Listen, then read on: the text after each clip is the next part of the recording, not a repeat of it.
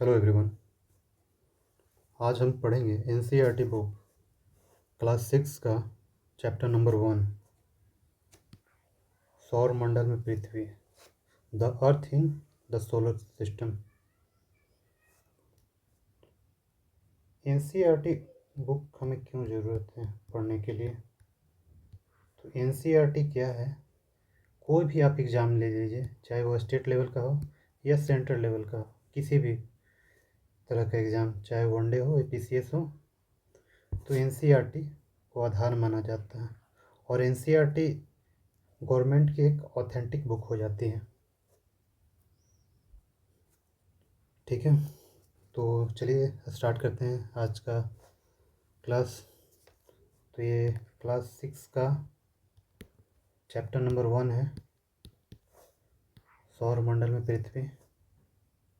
तो बेसिकली सौर मंडल क्या है? तो ये आपका सन हो गया। सन के आसपास जितने भी प्लैनेट्स हैं, जो भी ग्रह हैं, फिर उसके उपग्रह हो जाएंगे यानी सैटेलाइट। ये सब मिलकर एक सोलर सिस्टम यानी सौर मंडल का निर्माण करते हैं। ओके, तो चलिए क्लास स्टार्ट करते हैं।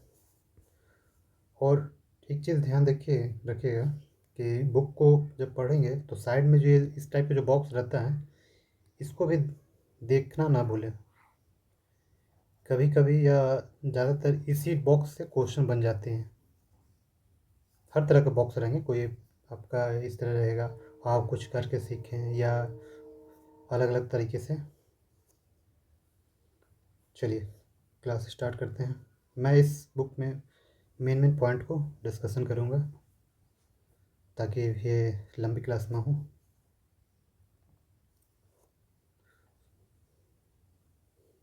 सूर्यास्त के बाद आकाश को देखना कितना अच्छा लगता है। आसमान में पहले एक या दो चमकते बिंदु ही दिखते थे, लेकिन बाद में इनमें इनकी संख्या बढ़ती जाती है। यानी शाम के पहर आप देखिएगा तो एक दो तारा जो दिखेगा, उसके बाद धीरे धीरे रात में पूरा तारा टिमटिमाते हुए नजर आएगा। ठीक है, अब मेन पॉइंट पढ़ते हैं। अब यहाँ पे एक देखिएगा, पूर्णिमा और अमावस्या।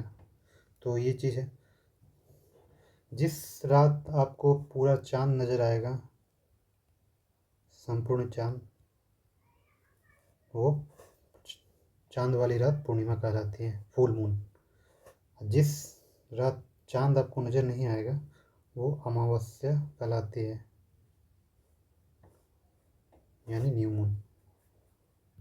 ठीक है, ये 28 दिन में रोटेट होते रहता है।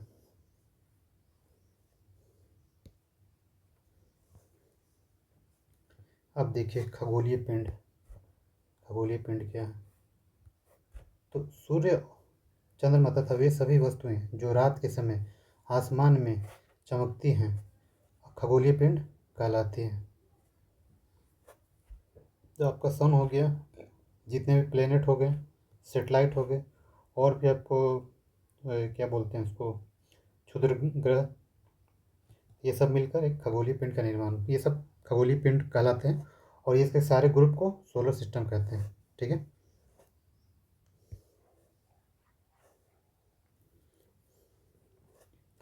कुछ खगोलीय पिंड बड़े आकार वाले तथा गर्म होते हैं। ये गैसों से बने होते हैं, यानी स्टार। क्योंकि गैस से बने रहेगा तो इसका खुद का एनर्जी उष्मा होगा और प्रकाश भी देगा ना, और बड़ी मात्रा में वो क्या, रोशनी, प्रकाश और ऊर्जा उत्सर्जित करते हैं। तो ऐसे खगोलीय पिंड को क्या कहेंगे? तारा, यानी स्टार। तो सन भी क्या है? एक तारा ही है। ठीक है,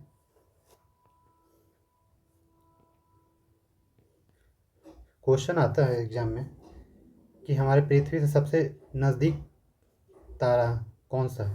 तो आपके ऑप्शन में सूर्य होंगे। आंसर सूर्य होंगे ना।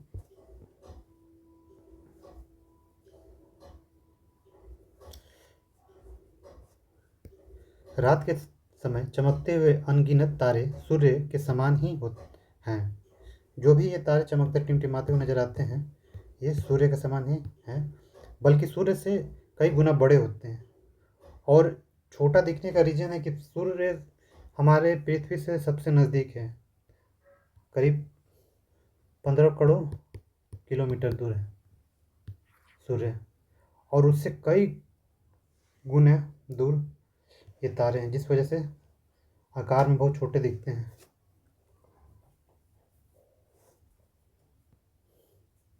और इनके भी अपने उष्मा प्रकाश होते हैं।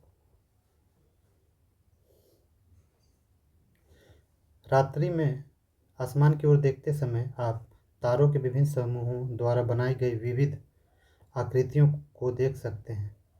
ये नक्षत्र मंडल कहलाते हैं।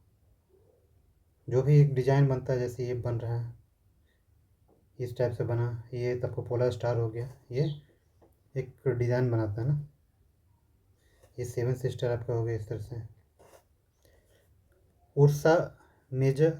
अर्सा मेजर या बिग बियर इसी प्रकार का एक नक्षत्र मंडल है। पूछेगा बिग बियर क्या है?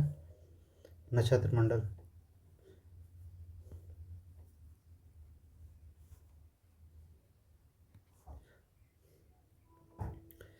नक्षत्र मंडल में एक एग्जांपल देखिए, सप्त ऋषि, सप्त यानी 7, ऋषि यानी संत, यानी 7 ताराओं के समूह को ना ये सप्त ऋषि कहलाता है, इस तरह से बनकर।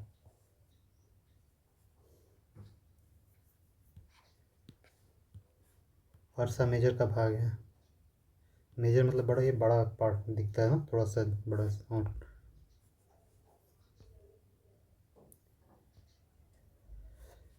प्राचीन समय में लोग रात्रि में दिशा का निर्धारण तारों की सहायता से करते थे।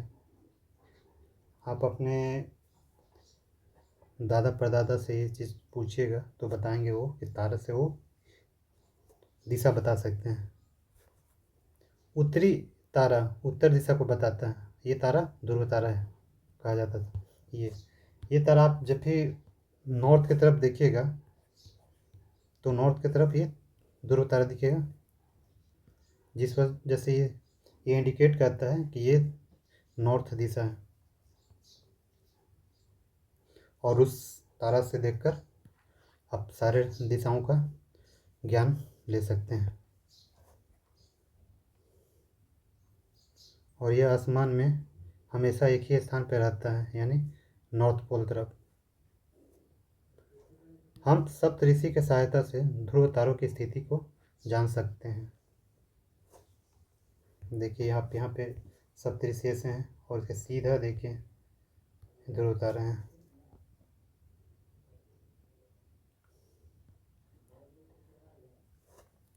कुछ खगोलीय पिंडों में अपना प्रकाश एवं ऊष्मा नहीं होती है, वे तारों के प्रकाश से प्रकाशित होते हैं। ऐसे पिंड ग्रह कहलाते हैं। मतलब कोई पिंड है, उसका अपने पास कोई ऊष्मा नहीं होती है, कोई एनर्जी नहीं, कोई हीट नहीं, कोई लाइट नहीं, ये ग्रह कहलाते हैं। ठीक है। ग्रह जिसे अंग्रेजी में प्लेनेट कहते हैं ना, ग्रीक भाषा में प्लेनेटाई शब्द से बना है, जिसका अर्थ होता है परिभ्रमक, अर्थात चारों ओर घूमने वाले। क्योंकि जो भी ग्रह है सूर्य के चक्कर काटते रहते चारों ओर ना। पृथ्वी जिस पर हम रहते हैं यह एक ग्रह है ना। पता है ना कि टोटल प्लैनेट कितने हैं? तो 8। तो सन से पहले नियरेस्ट क्या हो जाएगा आपका? हो जाएगा मर्क्यूरी, वीनस, अर्थ, मार्स, फिर यहाँ पे आपका आएगा क्षुद्र पेटी आ जाएगा ना। उसके बाद जुपिटर, सैटर्न, यूरेनस, नेपच्यून, ये 4 हो जाएगा आपका पार्थिव ग्रह बोलते हैं, या इसको जोवियन ग्रह बोलते हैं।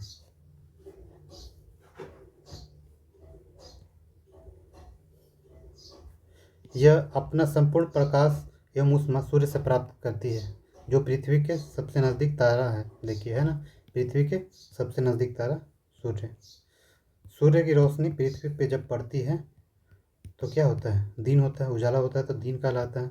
जब ये इसके बैक साइड में अगर इधर से रोशनी पड़ रही है तो ये बैक साइड क्या हो जाएगा, इधर अंधेरा हो जाएगा यानी रात हो जाएगा।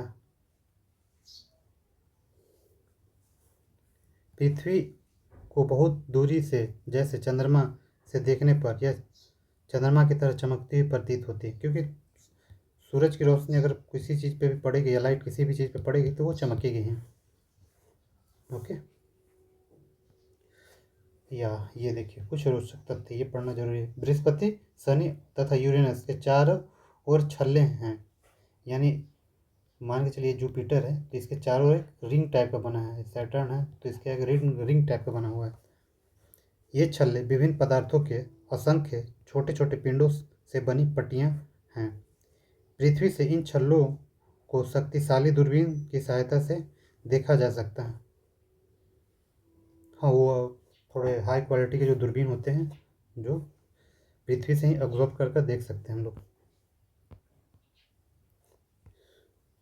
ये रहा आपका सोलर सिस्टम का वो भाग। मैं इसका एक वीडियो दिखा रहा हूँ, सॉरी वीडियो पिक्चर दिखाता हूँ। ये रहा,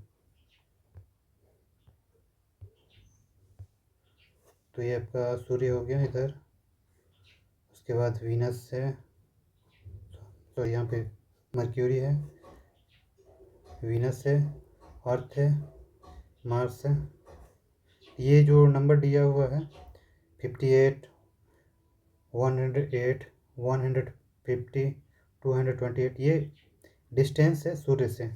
इस तरह से बीच में देखिए सूर्य ग्रह, क्षुद्र ग्रह पेटी है मार्स और जुपिटर के बीच में।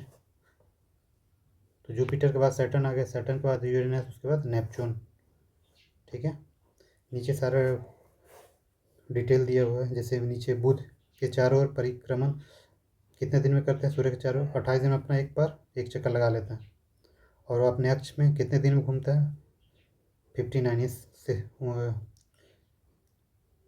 59 दिन में एक चक्कर बना लेता है।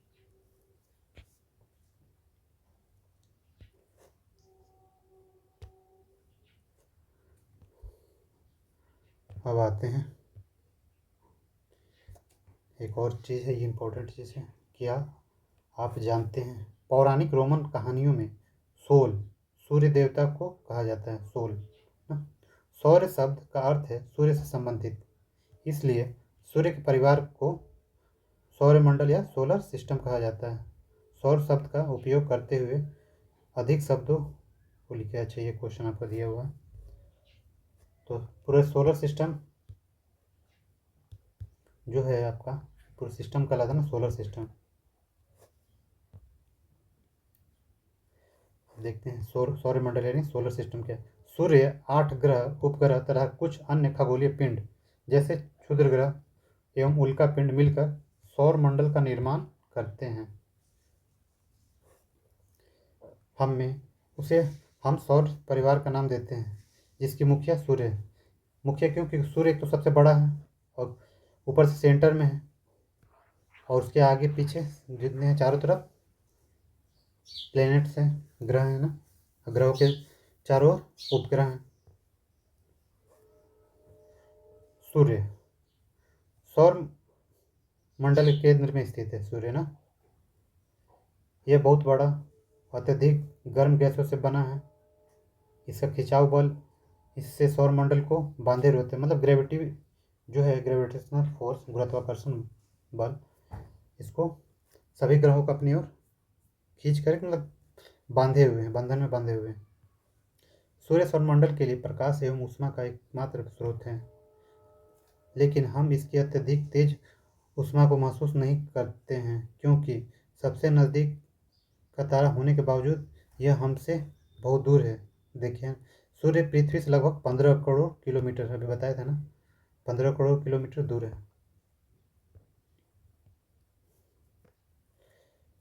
ग्रह, प्लेनेट ना, हमारे सौरमंडल में टोटल कितने, 8 ग्रह हैं।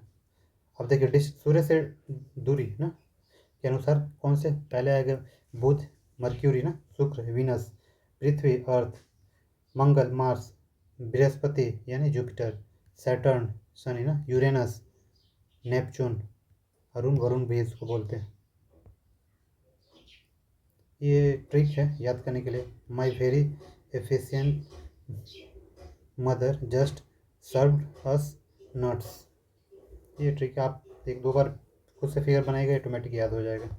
अच्छा, एक यहाँ पे एक पॉइंट दिया हुआ, शब्द की उत्पत्ति।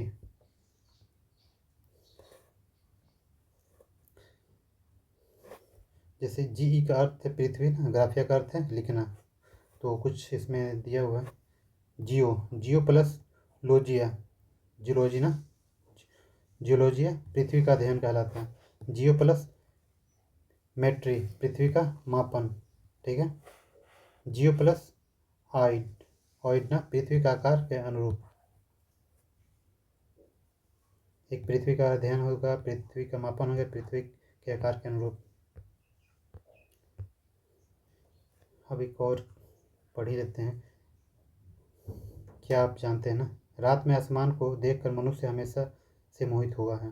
खगोलीय पिंडों एवं उसकी गति के संबंध में अध्ययन करने वाले को खगोल शास्त्री कहते हैं।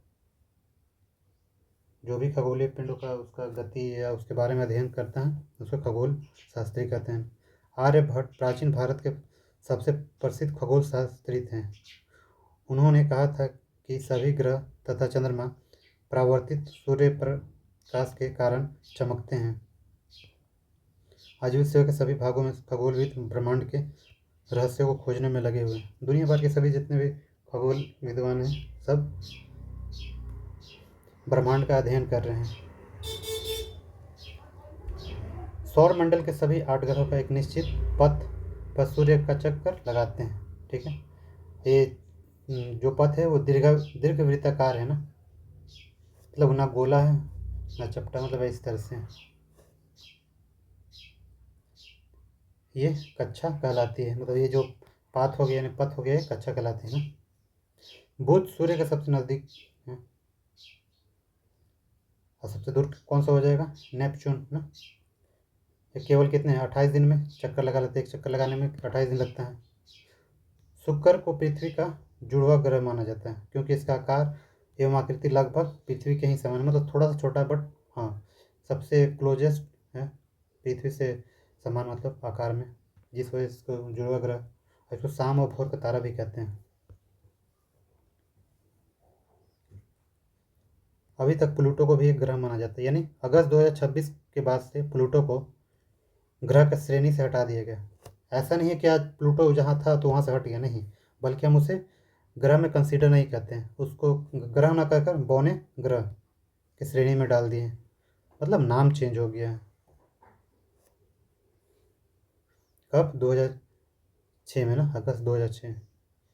क्वेश्चन आता है कि प्लूटो को कब ग्रह की श्रेणी से हटा दिया गया, तो आपका आंसर हो जाएगा अगस्त 2006। किसके द्वारा, अंतर्राष्ट्रीय खगोलीय संगठन के द्वारा ना। एक और देखिए खगोलीय पिंड है 2023 UB 313 ना, सीरस तथा प्लूटो बौने ग्रह कहलाते ना। रीजन है कि आकार में छोटे हैं, आकार में इतने छोटे कि चंद्रमा से भी छोटे हैं, जिस वजह से ये ग्रह कहना थोड़ा अनुचित हो लगता है। क्या आप जानते हैं प्रकाश की गति लगभग 3 लाख किलोमीटर प्रति सेकंड है। एक सेकंड में 3 लाख किलोमीटर यात्रा करता है प्रकाश। इसके बावजूद सूर्य से जो प्रकाश पृथ्वी पर आने में 8 मिनट, लगभग 8 मिनट लग जाता है। सोचिए कितना दूर है, आप इससे गुना कर कर इसका डिस्टेंस निकाल सकते हैं। आइए पृथ्वी के बारे में पढ़ते हैं। सूर्य से दूरी के हिसाब से पृथ्वी तीसरा ग्रह है। सन हो गया, बुध हो गया यानी मार्स हो गया, वीनस हो गया, उसके बाद अर्थ आता है यानी पृथ्वी आता है, ठीक है। और आकार में पांचवा कैसे, तो पहले जुपिटर आया, सैटर्न आया, यूरेनस आया, नेपच्यून आया, उसके बाद अर्थ आएगा। यह ध्रुवों के पास थोड़ी चपटी है, यही कारण है इसके आकार को भूआभ कहते हैं, जियोड ना, मतलब गोला ना होकर थोड़ा सा इस तरह से ढचका पचका टाइप का है। एक्चुअल में शेप यही है, क्योंकि अगर मान के चलिए प्रशांत महासागर का पानी निकाल दिया जाए तो वहाँ पे क्या ये हिमालय हो गया, बीच में प्रशांत महासागर से आएगा, इस तरह गोला हो जाएगा ना, गोला ना होकर अटपटा साइज का है। जीवन के लिए अनुकूल परिस्थितियां संभवतः केवल पृथ्वी पर ही पाई जाती है। बात सही है। यहाँ ऑक्सीजन है, पानी है और रहने के लिए ज़मीन है। ये सब हमारे जीवन के लिए एक अनुकूल परिस्थितियाँ बनाती है। पृथ्वी न तो अधिक गर्म है और न ही अधिक ठंडी। यहाँ पानी एवं वायु उपस्थित है जो हमारे जीवन के लिए आवश्यक है। वायु में जीवन के लिए आवश्यक गैस से जैसे ऑक्सीजन मौजूद है। इन्हीं कारणों से पृथ्वी सौरमंडल का सबसे अद्भुत ग्रह है, यूनिक ग्रह ना। अंतरिक्ष से देखने पर पृथ्वी नीले रंग का दिखाई पड़ती है क्योंकि 2/3 सतह पानी से ढका हुआ है, इसलिए इसे नीला ग्रह भी कहते हैं। नीला ग्रह किसे कहते हैं? पृथ्वी को। अंतरिक्ष से कैसा पृथ्वी दिखाई देता है? नीला कलर का। रीजन क्या है? तो पृथ्वी के सतह पर 2/3 भाग पानी से ढका हुआ है। ठीक है। एक और रोचक तथ्य यहाँ पे आया है। नील आर्मस्ट्रांग पहले व्यक्ति थे जिन्होंने 21 जुलाई 1969 को ना सबसे पहले चंद्रमा की सतह पर कदम रखा। कौन? Neil Armstrong. कब? 21 जुलाई 1969 को चंद्रमा पर पहला कदम रखा। अब चंद्रमा के बारे में पढ़ भी लेते हैं। हमारी पृथ्वी के पास केवल एक उपग्रह है जिसका नाम चंद्रमा है। ठीक है। इसका व्यास पृथ्वी के व्यास से केवल 1/4 है। ठीक है, 1/4 यानी 1/4 है ना अर्थ का व्यास से, डायमीटर से। यह इतना बड़ा इसलिए प्रतीत होता है क्योंकि यह हमारे ग्रह से अन्य खगोलीय पिंडों की अपेक्षा नज़दीक है। क्योंकि अगर अर्थ के बाहर निकलते हैं तो सबसे पहले आपका अर्थ के बाहर मून ही मिलेगा, उसके बाद कोई और प्लेनेट मिलेगा, लाइक शुक्र हो गया, मंगल हो गया, बुध हो गया, इस टाइप से। यह हमसे लगभग 3,84,400 किलोमीटर दूर है। ये अर्थ हो गया, ये मून हो गया, तो इसका डिस्टेंस हो गया 3,84,400 किलोमीटर। ठीक है।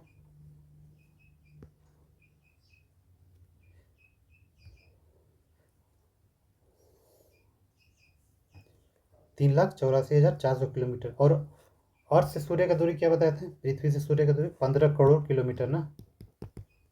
ठीक है। उपग्रह एक खगोलीय पिंड है जो ग्रहों के चारों ओर उसी प्रकार चक्कर लगाता है जिस प्रकार ग्रह सूर्य के चारों ओर चक्कर लगाता है। सन के चारों ओर प्लेनेट लगाते हैं ग्रह। ठीक है। प्लेनेट के चारों ओर सेटेलाइट लगाते हैं ग्रह। ठीक है। मानव निर्मित उपग्रह एक कृत्रिम पिंड है। यह वैज्ञानिकों के द्वारा बनाया गया है जिसका उपयोग ब्रह्मांड के बारे में जानकारी प्राप्त करने एवं पृथ्वी पर संचार माध्यम के लिए किया जाता है। मैनमेड सेटेलाइट है जो क्या है, अंतरिक्ष का स्टडी करता है। वहाँ से जो भी उसको इन्फॉर्मेशन मिलता है वो अर्थ को भेजता है, यानी अर्थ पे जो भी इसका स्टेशन हो भेजेगा। संचार का माध्यम है सेटेलाइट। कुछ भारतीय उपग्रह का भी देखिए, इनसेट है, IRS है, एडुसेट है, ये सब क्या है? भारतीय उपग्रह है।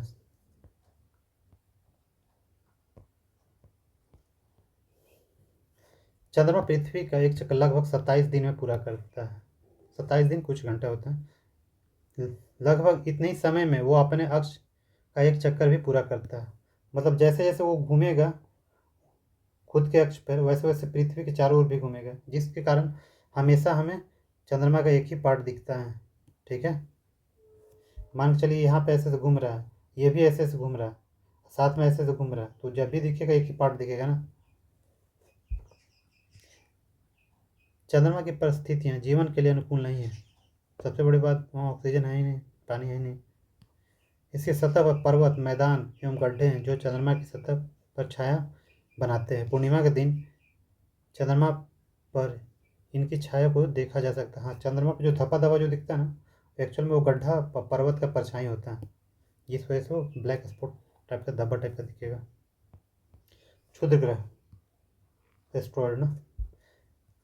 तारों, ग्रहों एवं उपग्रह के अतिरिक्त असंख्य छोटे पिंड भी सूर्य के चारों ओर चक्कर लगाते हैं।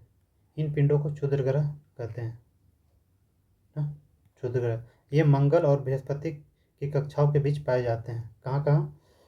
मंगल और बृहस्पति के बीच में इस तरह से पाया जाता है।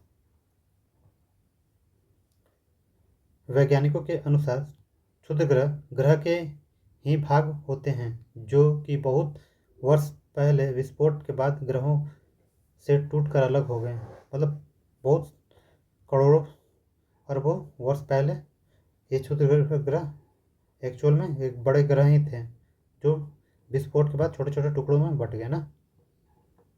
उल्कापिंड, अब पढ़ेंगे उल्कापिंड। सूर्य के चारों ओर चक्कर लगाने वाले पत्थरों के छोटे छोटे टुकड़ों को उल्कापिंड कहते हैं। ये उल्कापिंड साइज में छोटा भी हो सकता है, एक नॉर्मल ढेला जो पत्थर होता है उसके साइज का, और बड़ा साइज का भी हो सकता है। चाहे वो आपका पृथ्वी का 1/4 साइज भी हो सकता है, पृथ्वी का इंडिया का साइज के बराबर हो सकता है। मतलब छोटे बड़े हर तरह साइज में होते हैं। कभी कभी ये उल्कापिंड पृथ्वी के इतने नज़दीक आ जाते हैं कि इनकी प्रवृत्ति पृथ्वी पर गिरने की होती है। मतलब वो घूमते घूमते घूमते घूमते पृथ्वी गिरने का चांस बन जाता है। इस प्रक्रिया के दौरान वायु के साथ घर्षण के कारण ये गर्म होकर जल जाते हैं। टेम्परेचर इतना हाई हो जाता है, पूरा वो पृथ्वी का वातावरण यानी वायुमंडल में घुसने के साथ ये जलने लगता है ना। फलस्वरूप चमकदार प्रकाश उत्पन्न होता है ना। कभी कभी कोई उल्का पूरी तरह से जले बिना पृथ्वी पर गिरती है जिससे धरातल पर गड्ढे बन जाते हैं। अगर मान के चलिए बड़ा साइज का उल्कापिंड आ गया पृथ्वी पर तो वो जल तो रह जाएंगे बट पूरी तरह से नहीं जलने के कारण पृथ्वी पर गिर कर गड्ढा क्रेटर का निर्माण कर देते हैं ना, गड्ढा।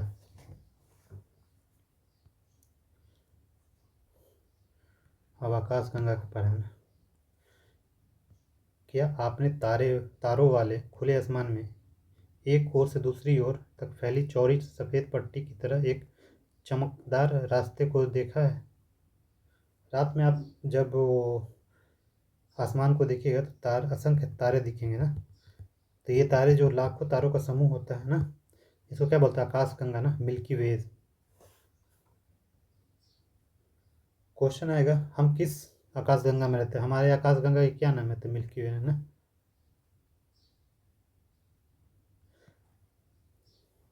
हमारा सौरमंडल इस आकाशगंगा का एक भाग है। प्राचीन भारत में इसकी कल्पना प्रकाश की बहती नदी से की गई। इस प्रकार इसका नाम आकाशगंगा पड़ा ना। आकाशगंगा करोड़ों तारों, बादलों तथा गैसों की एक प्रणाली है, एक सिस्टम ना, पूरा चैन बना हुआ है। इस प्रकार लाखों आकाशगंगाएं मिलकर ब्रह्मांड का निर्माण करती हैं। ब्रह्मांड की विशालता की कल्पना करना अत्यधिक कठिन है, बात सही है।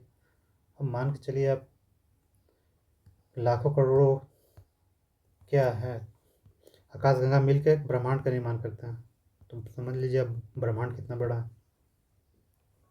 वैज्ञानिक अभी भी इसके बारे में अधिक से अधिक जानकारी एकत्र करने में जुटे हैं। अभी भी रिसर्च किया जा रहा है।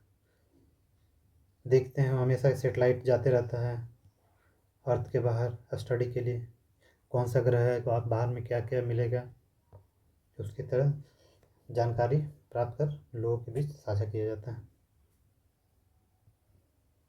इनडायरेक्टली क्या है, हम सभी इसी ब्रह्मांड का हिस्सा हैं। देखिए यहाँ पे हम हो गए, आप हो गए, उसके बाद पृथ्वी पे हैं, उसके बाद सौरमंडल बना, कई सौरमंडल मिलकर एक आकाशगंगा बनाया, कई आकाशगंगा मिलकर एक ब्रह्मांड का निर्माण किया। ठीक है, तो इस तरह से पहला चैप्टर ख़त्म होता है। अब नेक्स्ट वीडियो चैप्टर नंबर 2 का बनेगा। क्वेश्चन इजी है। अब देखिए जैसे ऑब्जेक्टिव है, किस ग्रह को पृथ्वी के जुड़वा ग्रह के नाम से शुक्र। सूर्य से तीसरा सबसे नजदीक ग्रह कौन? पृथ्वी, क्योंकि बुध है, उसके बाद शुक्र, तब पृथ्वी 3rd नंबर पे आ गया।